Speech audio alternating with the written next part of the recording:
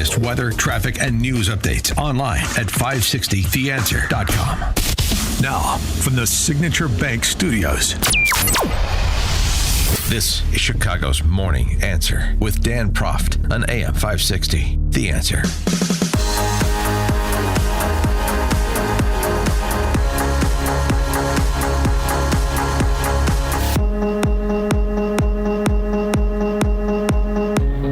Top of the morning, Dan Proft here. We're going to talk about the Trump-Xi meeting, as well as Fed Chairman Jay Powell's comments yesterday after announcing another 25 basis point rate cut, but being a little 50-50 about another rate cut in December.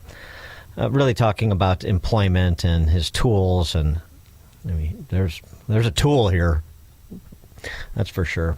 But I wanted to include this too. It's rather jarring, and I know this is a favorite issue of Stephen Moore's to discuss. Bill Gates recently posting, just the other day,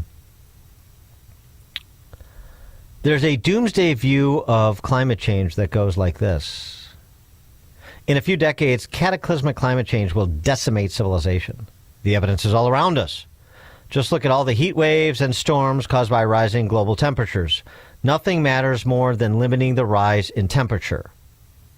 That's the doomsday view, in Gates' own words. Since he's been party to it, I assume he has a pretty good handle on the verbiage.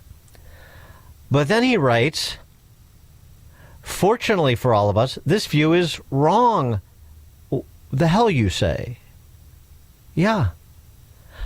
He goes on, although climate change will have serious consequences, particularly for people in the poorest countries, it will not lead to humanity's demise. Don't tell AOC that. People will be able to live and thrive in most places on Earth for the foreseeable future. Emissions projections have gone down, and with the right policies and investments, innovation will allow us to drive emissions down much further. Unfortunately, the doomsday outlook is causing much of the climate community to focus too much on near-term emissions goals, and it's diverting resources from the most effective things we should be doing to improve life in a warming world. Wow. Bill Gates, who just 5 minutes ago was buying up land in the Pacific Northwest so he could bury trees to reduce emissions, had somewhat of an awakening. He is talking not quite, but a little bit like our friend Bjorn Lomborg from the Copenhagen Consensus Center, who has been saying this for a long time. In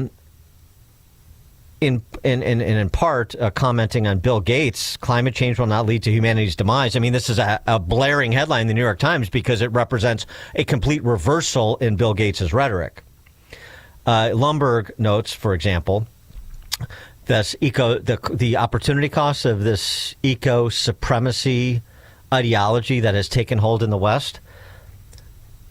The World Bank, for example, spent $43 billion on climate and combating climate change. That was money not spent on preventing disease and hunger. Globally, $2 trillion spent on climate policy, not spent on basic education and maternal health care. You can't spend money twice. Not only where it was spent, but what it wasn't spent on, the opportunity cost of it. And apparently that has finally penetrated the consciousness of Bill Gates, at least to a certain extent, to make his views a little bit more human-centric, which is a nice development. For more on this topic, and the others I mentioned, pleased to be joined by Steve Moore, economist, author of The Trump Economic Miracle and the Plan to Unleash Prosperity Again, co-author with Art Laffer. Hey, Steve, you and Bill Gates can hang out again. Yeah, I want a little bit of that $80 billion he has in his foundation. I mean, this is a gigantic story, Dan, and it is maybe the death knell of the alarmism of the climate change movement. Bill Gates was basically single-handedly funded this movement. Well, Bill Gates and all the big governments of the world funded this. Yeah. And it has not changed anything in terms of the temperature of the planet. And you made a really important point, though. if we had spent 1/10 as much of the money that we've spent on climate change, which is probably, by my estimate, well over $1 trillion over the last 10 years, if we had spent that money on things like disease eradication, fighting hunger, how about bringing electric power? There's still 20% of the world population still doesn't have access to, basic electricity. If we had done that, that would have raised living standards around the world in a way. It would have been genuine aid. Instead, we've got these climate change people are crazy. They go into these countries in Africa and say, "Oh, don't build a coal plant, don't have a natural gas plant. Why don't you build solar power?" And they're like, "Wait a minute, we just need something that works." So this is, and by the way, the left crazy climate change people are apoplectic about this. I'm sure. I mean, I can't imagine. Oh my God. The tongue lashing that Bill Gates is going to receive from Greta Thunberg. I mean, I hope he's ready. Exactly, and that can be a nasty thing. But I have to say, I really respect Bill Gates for basically saying, you know what, I was wrong.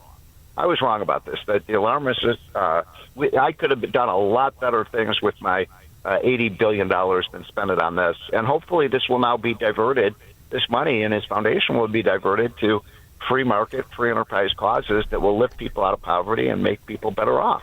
Yeah, it's sort of a Michael Schellenberger moment for Bill Gates, which is a big development. It's nice to see because he is, he has such substantial resources to distribute. Maybe the electricity thing. I mean, you make that. But Bjorn Lomborg makes that point all the time. He also makes the point that a lot more people die from cold than from heat, extreme cold versus extreme heat, because of things that they don't have, like electricity.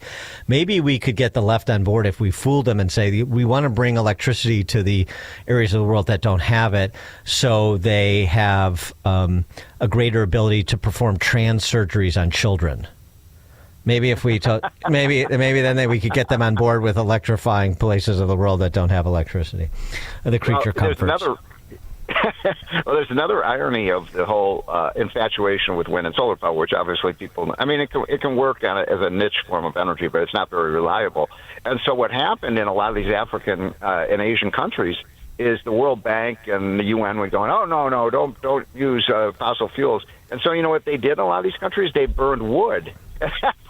That puts way more carcinogens into the air than coal and natural gas. So it actually ended up making the air dirtier, not cleaner. These people are geniuses.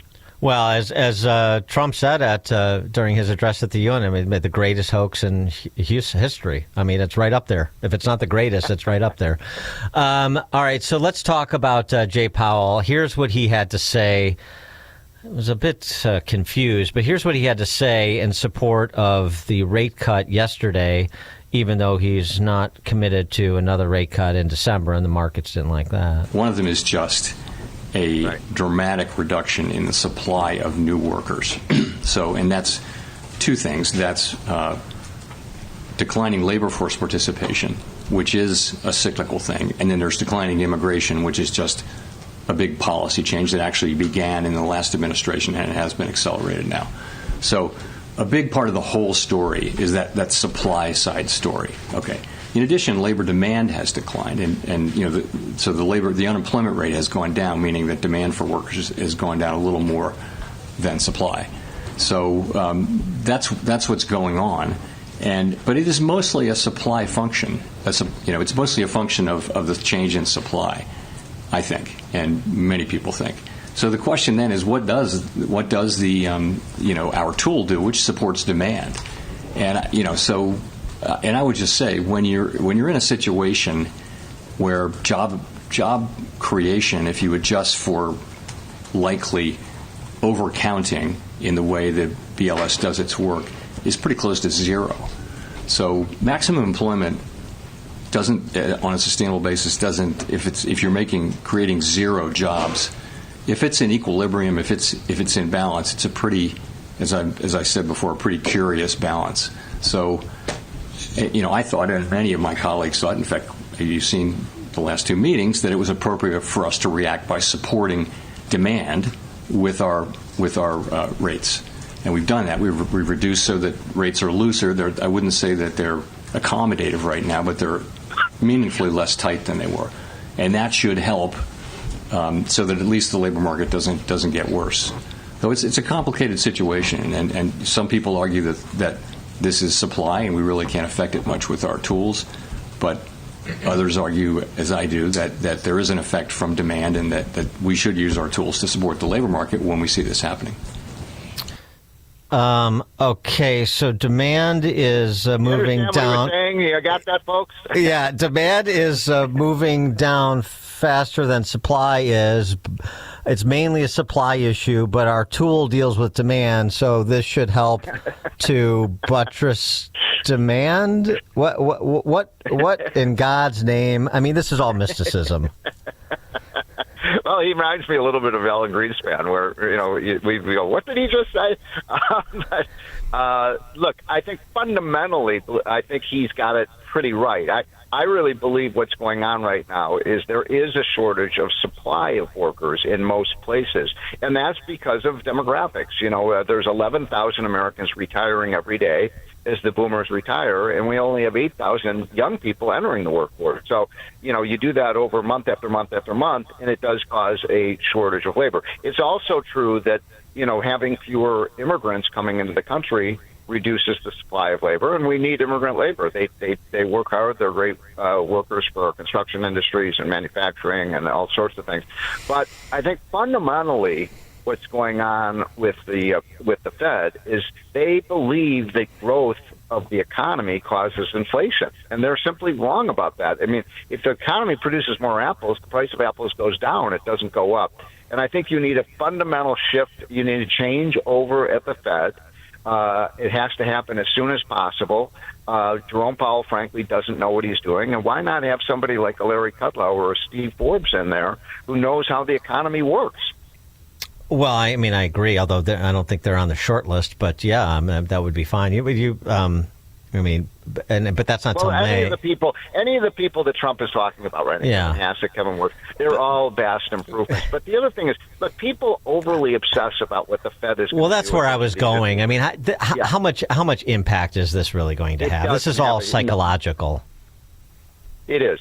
It is really. That's true. And the Fed can do damage, but nobody really borrows at the federal funds rate, so it doesn't really. And incidentally, the last time they did their big round of rate cuts, people were like, "Oh, this will reduce mortgage rates," but mortgage rates went up, not down, after they lowered the short-term rates because people were worried about inflation. So the Fed should be doing one thing, and that is protecting the value of the dollar and making the dollar stable in value. That's why you have a currency. It's so simple. And they just can't get that right. So Trump is right to try to get rid of Powell. I think he has about 5 months left, and I'm counting the days on my calendar that he's gone.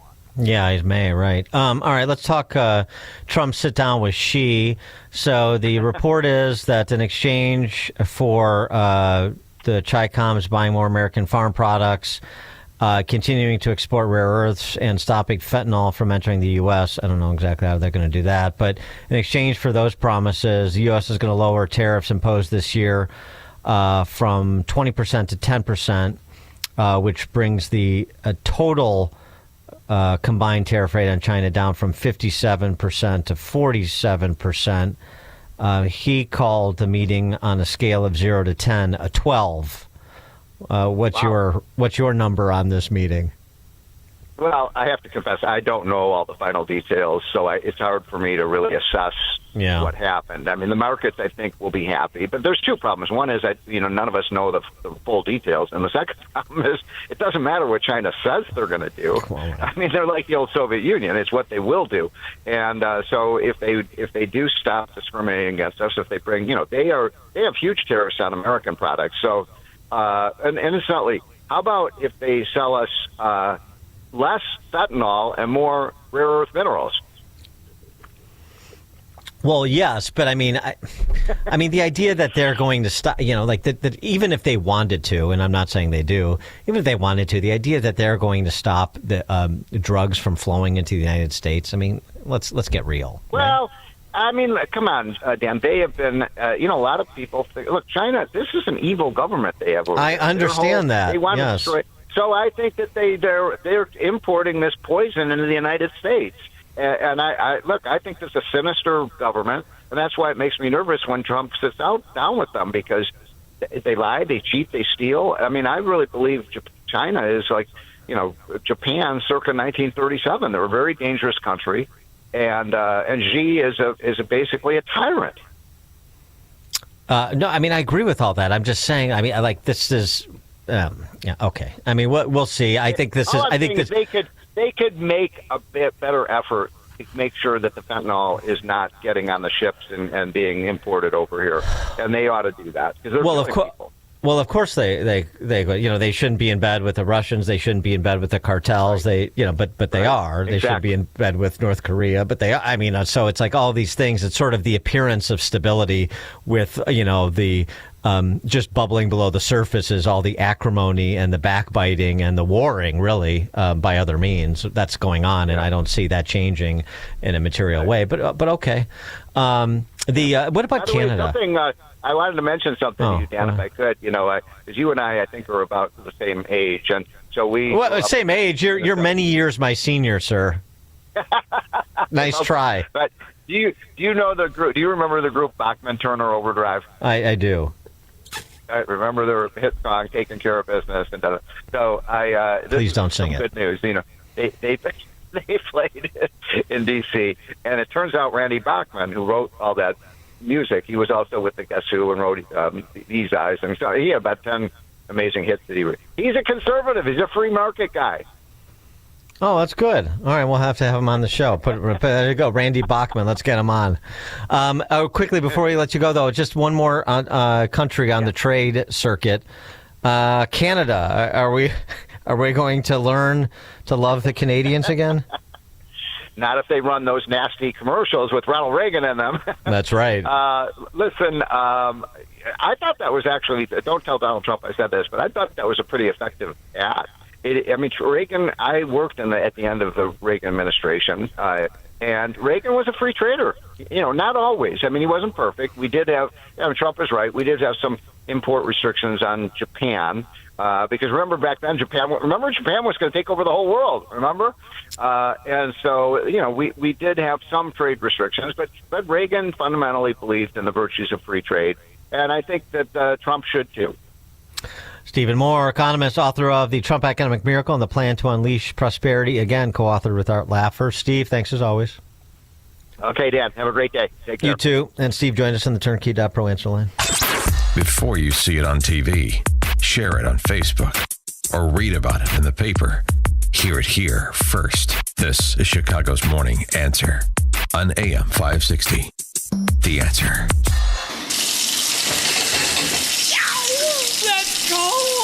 Don't get stuck with a cold shower this fall. Give CenterGuard Plumbing a call. Get a new 40-gallon water heater installed for just $1,195 for standard installation, or a 50-gallon heater for $1,295 standard installation. A proud new sponsor of AM 560, CenterGuard is offering specials on new water heaters. Don't wait. The cold temperatures are coming, and the same can happen to your water